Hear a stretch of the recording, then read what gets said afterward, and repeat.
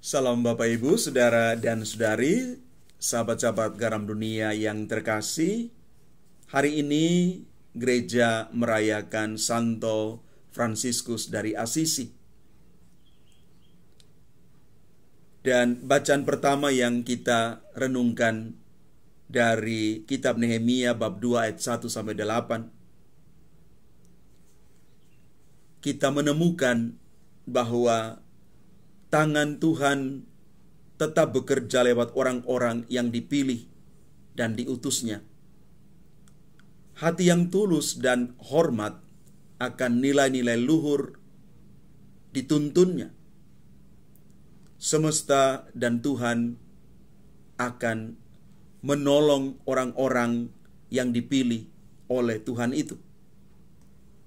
Karena itu mari Bapak Ibu Saudara-saudari yang terkasih, kita membuka hati akan sapaan Tuhan yang memanggil kita, dan Dia yang memanggil kita memampukan kita untuk mengabarkan kebaikan itu kepada orang lain, sama seperti apa yang dialami dan dihidupi juga oleh Santo Fransiskus dari Assisi.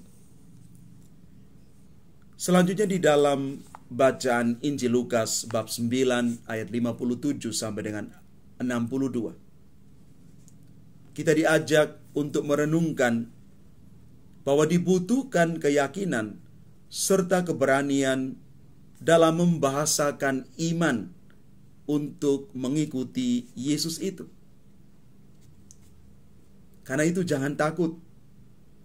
Ikutilah Dia dan biarkan Yesus menyempurnakan segalanya dalam hidup, panggilan, juga karya pelayanan kita.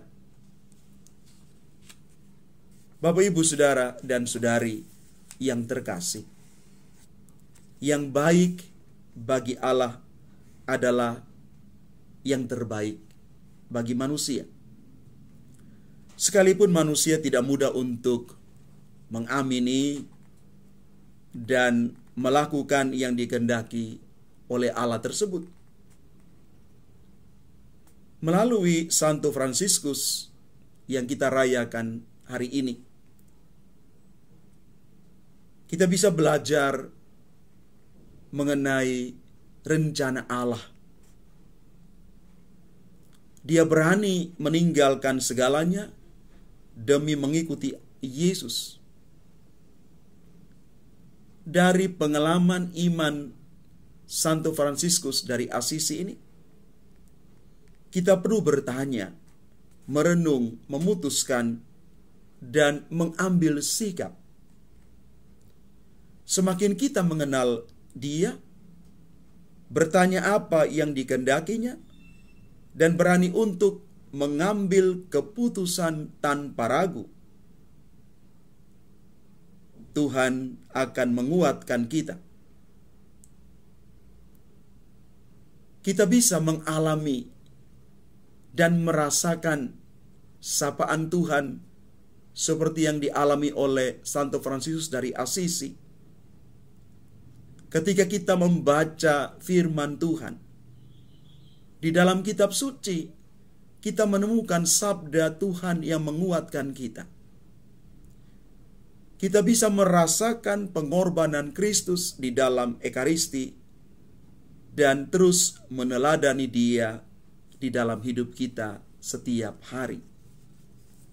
Bapak, Ibu, Saudara, dan Saudari yang terkasih, Santo Fransiskus dari Assisi mengatakan untuk kita begini: kita tidak boleh bijak menurut daging kita saja. Sebaliknya, kita harus menjadi sederhana, rendah hati, dan murni. Mari Bapak, Ibu, Saudara-saudari yang terkasih, kita berjalan hari ini meneladani seluruh kehidupan dari Santo Fransiskus Assisi. Bagaimana dia belajar mengikuti Tuhan secara konsisten, dan komitmen dia untuk terus berubah di dalam hidup menjadi lebih baik, sungguh-sungguh juga menjadi kekuatan kita.